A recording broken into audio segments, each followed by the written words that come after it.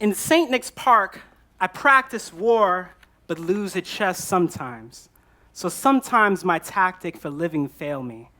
In Harlem, the old men talk of how their minds leave them. There's a door at the rear of their skull, and I like seeing the way consciousness exits the mind, their eyes becoming swollen with an empty blackness when their kings fall to my feet. In chess, I like kings with their heads cut off. I like cutting the head off of a king. I like seeing the shadow a king's head makes when it rolls in the high grass obscured by the wet green. The old men talk of the war in Iraq, of how their sons became swindled into ground greeting the dead. And I wonder often how Genghis Khan will play chess. The king's gambit would be a good way to die young if you're not skilled in risk.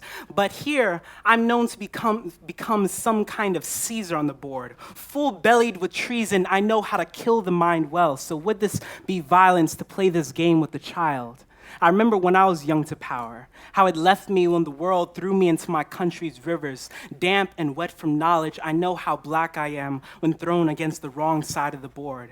I knew too much of death when young, accepted it early enough to not fear it. My quote, "You're not born with fear, you're born into it." And I think of Harlem, how a child might play this game with his father, how the father's head might fall into the boy's lap after only the fifth move, and how similar a head looks to a fallen king.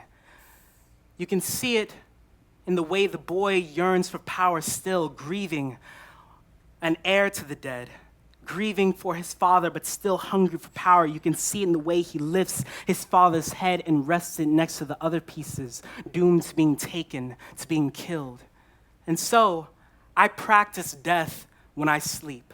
I hold a torn flag in my palms and say, "This is my nation." The politics I hear in the street tells me that the war is for the meek. It's the ones moving this country and its many citizens square by square that are the true practitioners of a monarchy. But I too like power, like I like logic, theoretically endless.